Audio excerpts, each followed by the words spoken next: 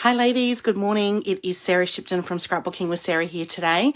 I'm coming live to you on Tuesday, the 8th of August for Technique Tuesday.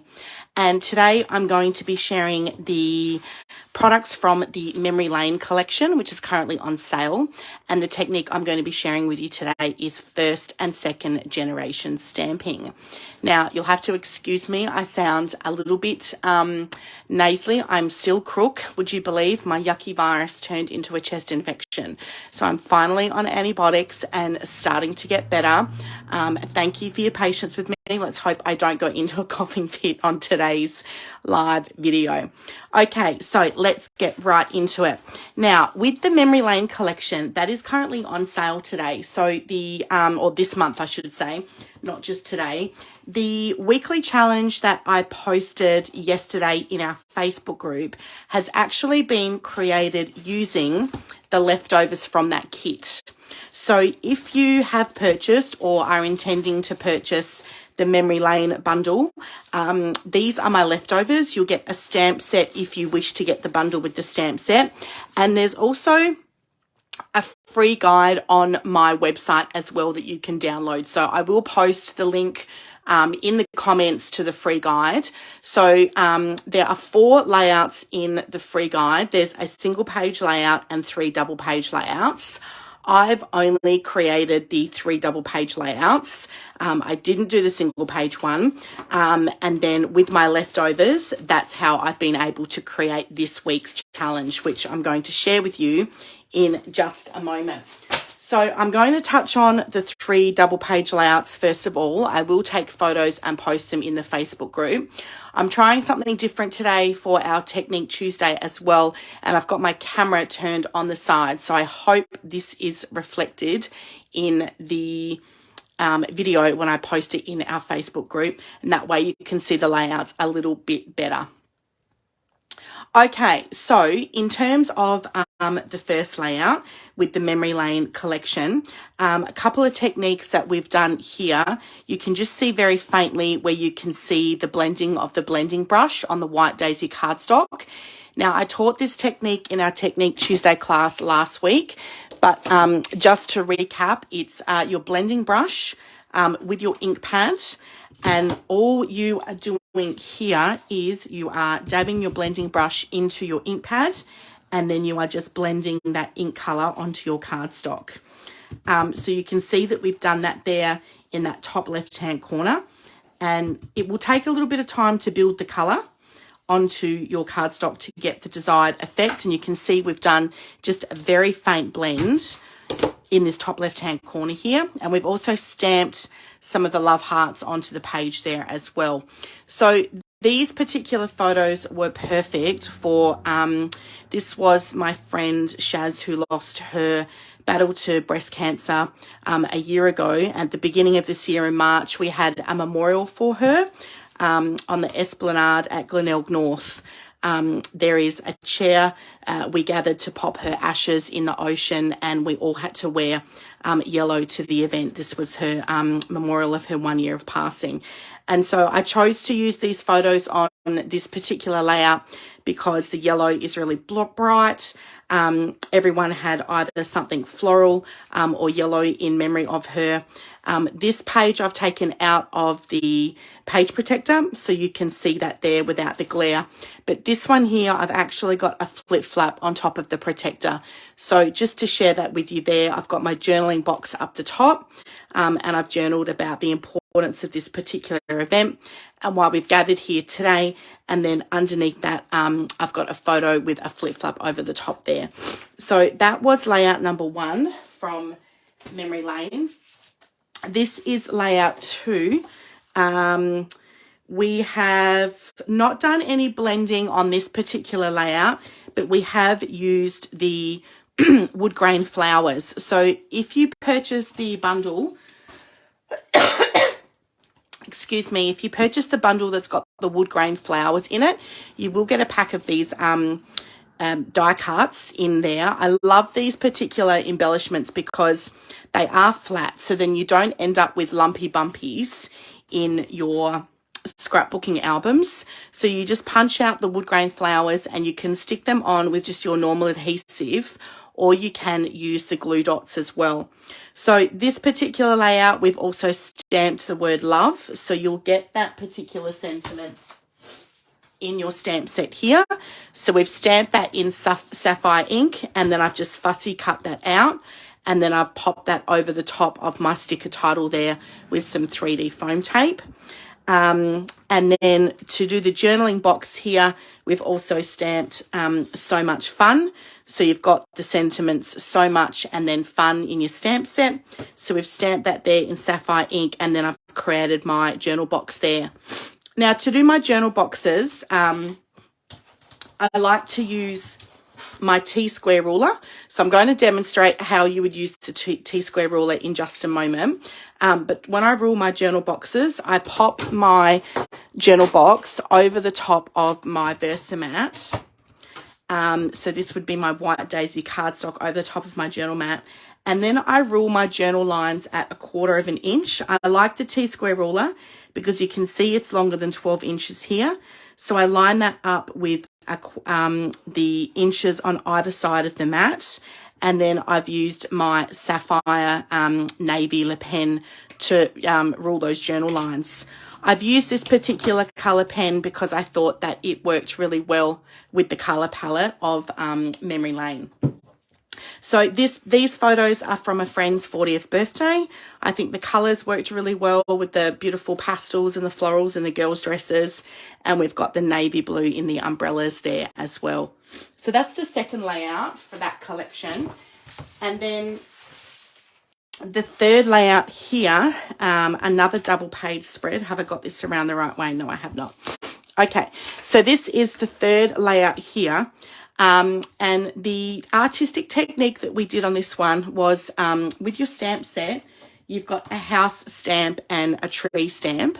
And so I've stamped them in the intense black ink, which is an ink pad that you want to use when you're doing your watercolouring. So here's some other ones that I've stamped, the little houses here.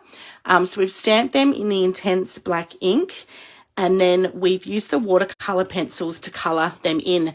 Now, I did think about teaching the watercolouring pencils as part of today's technique, but we've actually got new watercolouring pencils coming into our range on September 1st, and they are, actually they're not watercolouring pencils, they're colouring pencils, but they have a wax lead inside them, and so they are absolutely perfect for colouring and blending. And so I want to teach them after those pencils go live, because you can't order them until September 1st.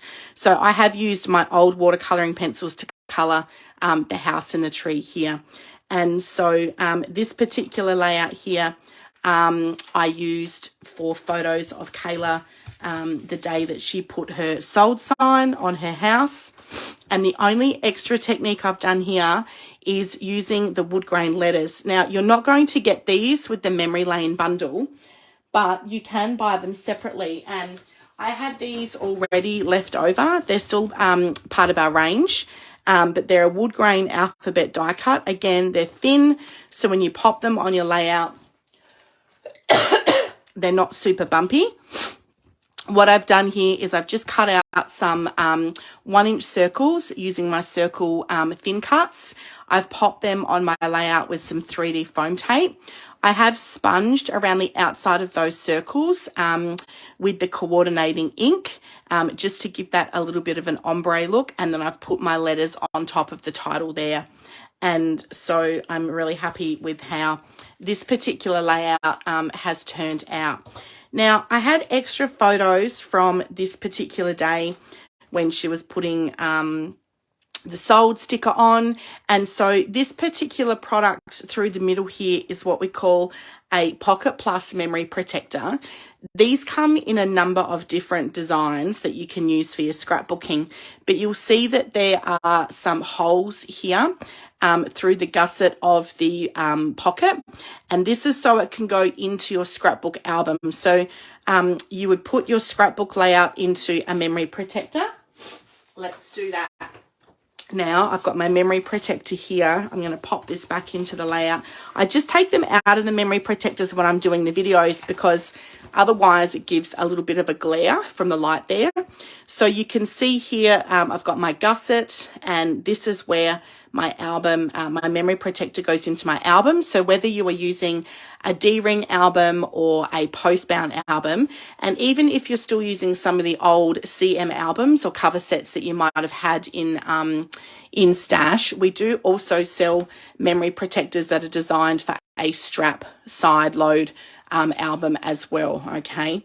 So the great thing about the Pocket Plus memory protectors, I've got these extra photos that I haven't been able to fit on the base of my scrapbook layout, but I wanted to include them in my scrapbooking.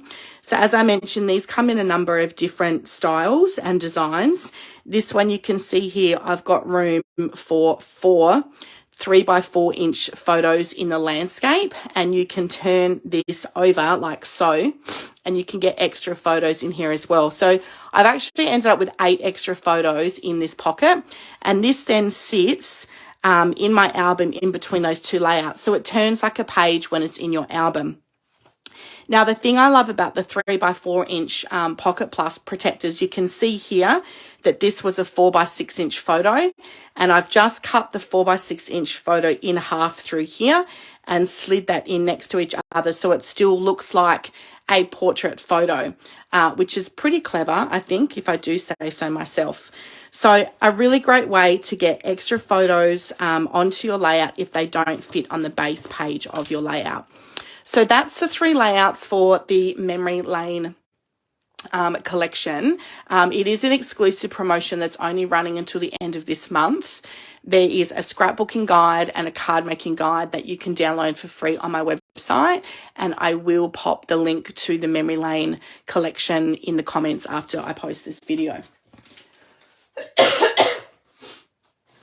Okay, so let's get to our weekly challenge now. So I posted this layout in our Facebook group yesterday, and this layout has been taken from the Make It From Your Heart book, which I've left in the other room, of course. I'm just going to go quickly grab it. I'll be 2 ticks.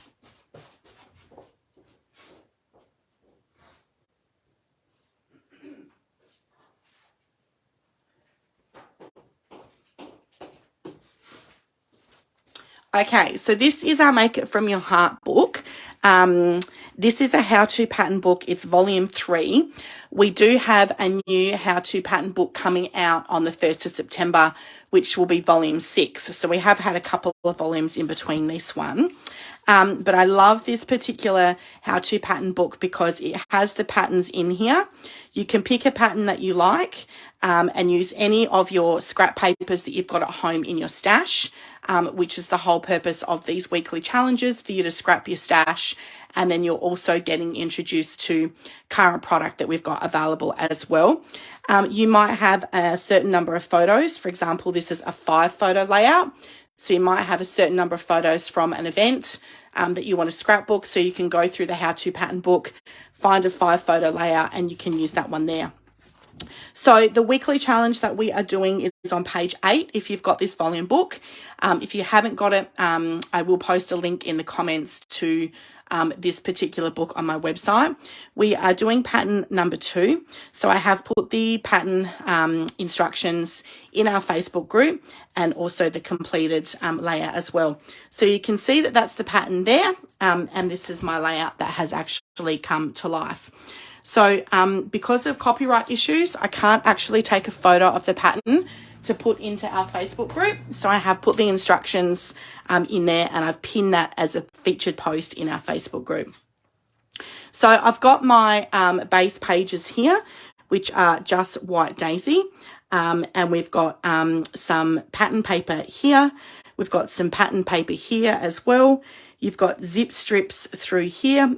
and then you've got another sheet of pattern paper here. So you can use any of your stash that you've got at home to participate in the challenges to go into the draw.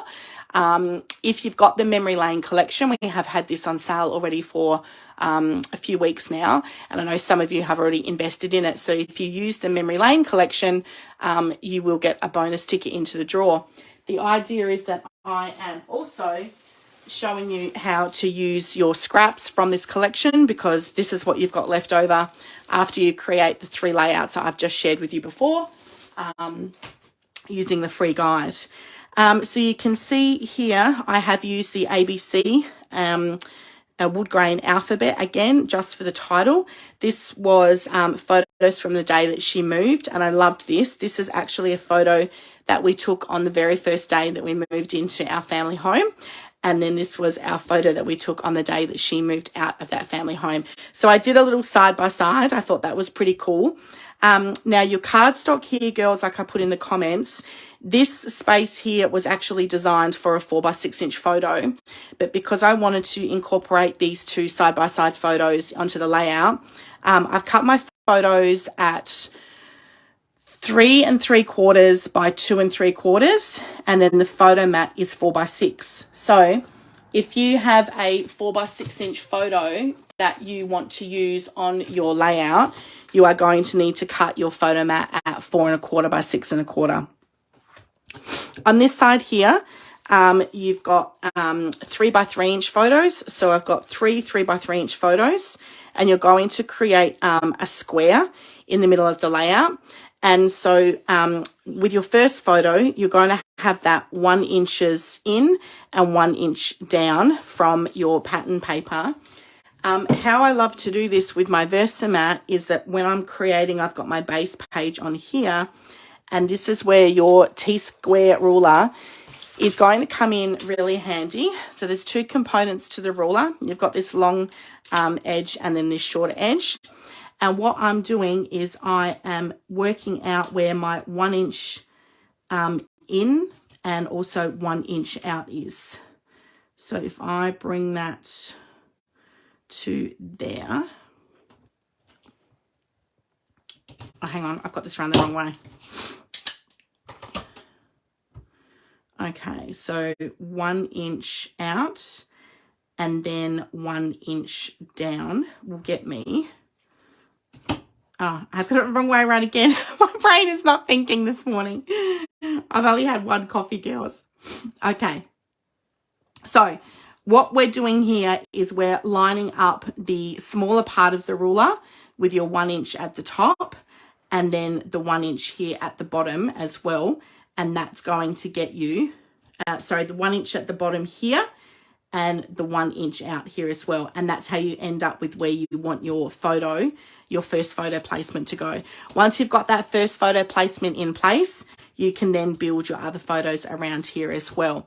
Now, what I've done here is created a journal box. So this has been cut in 3 by 3 inches. And I had these extra 2 photos as well. So this will go into a flip flap. When I slide this layout into a page protector, I'll stick a 3 by 3 inch flip flap on top of there, and then you'll be able to flip that up. This was an extra photo that I had, and it had been cut down too small, which is why I've actually created a very small photo mat around there, because I've stuck that onto the back of the photo. A little tip for when you're using your flip flaps as well, you want to actually practice flipping it, so then you stick your photos. You can see there that that's upside down if I turn it that way, but I'm going to flip it upwards, so I need to make sure that the photo underneath it is up the right way as well when that gets flipped in the album. So to do the embellishments, we've used leftover stickers from your bunting here. This little embellishment cluster down the bottom here, this is the leftover of this zip strip here. And so this was cut at 8 inches, which means that I ended up with this bit of zip strip at 4 inches at the bottom here as well. And this is where we've done the stamping. So this is the technique I want to share with you today, the 1st and 2nd generation stamping. And you can see I've stamped some of the love hearts just around the embellishment clusters at the top and the bottom there. I've got another embellishment cluster here in the top left-hand corner, and I've actually stamped that around there as well. I've got a little journal box and then some of the wood grain flowers, and I've stamped some of the love hearts. You can see that one of the love hearts here is a little darker than the other. This is the first generation stamping, and this is the second generation stamping. So I'm going to demonstrate that to you today. I've got some scrap White Daisy cardstock here. I've got my stamps that are already on my blocks, and I used the Sage ink to do the stamping as well. I mean, you can stamp your love hearts in any color you want. You just want to make sure that it's one of the coordinating colors from this particular paper collection. And I'll give you a little tip to help you with your coordinating colors. On the backs of your zip strips, so this is the 1/2 inch zip on the top of your 12 by 12 sheet of paper. It actually has all the featured colors that we've used for this particular collection on the back of the zip strip here as well. So I've just picked one of those colors. I've chose Sage, and I'm going to stamp my love hearts in that color. Now, when you get your stamp set, there is a little foam square inside the stamp set. So I'm just going to slide this out. And you want to keep that foam square that acts as a protective cover for your stamp sets. But you're also going to put your paper over the top of the foam square to do the stamping. Sometimes when I'm stamping a large 12 by 12 sheet of cardstock, I just put my cardstock straight over the back of the Versamat, because this particular side is spongy, much like the foam insert that is in your stamp set, and that gives a really nice spongy base for you to do your stamping on. So I've got my White Daisy cardstock here, I've got my Sage ink here, and the larger love heart, so I'm just inking that up, I'm just tapping that into the ink, and then I'm just pressing that down onto my cardstock. So that's the first generation stamp. And then with the smaller heart, you will note that I did some first and second generation stamping around it just to create that little color cluster. And so what I'm doing here is inking up my love heart, and I'm stamping that love heart once, and then you are going to stamp it a second time without re-inking it. And that's what we call first and second generation stamping. So you get that first layer of ink off your stamp, which is the original color of the ink. And then you get that second generation of the ink, which is obviously a lighter tone of the ink that you've just stamped. So you can do first and second generation stamping with any of your stamps. I just stamped the larger hearts in all of the first generation, and then I stamped the smaller ones as little clusters around them in the first and the second generation ink. And at first you might think, oh, you can hardly see it. It will take a little bit for the ink just to really come the true colour to life on your White Daisy cardstock. So don't be too alarmed if it takes a little bit of time to show up. So it's just a really fun technique that you can do in your scrapbooking. And you can create little stamping clusters. Quite often when I create little stamping clusters, I'll do that in odd numbers, so in lots of 3s or lots of 5s is just a little more aesthetically pleasing. Once I have finished my stamping, you want to make sure that you are cleaning your stamps before you put them back onto the carrier sheet. So this is the stamp chamois. I've got this in my chamois case. I've already run this under cold water, and all I'm doing is just wiping my stamp chamois like so over the top of my stamp. You can actually stamp that a couple of times as well, just on your scratch paper if you want to get that excess ink off. But now that stamp is clean and ready to go, I can peel that off of my block, and I can put that back onto my carrier sheet like so. I'm just popping this on here.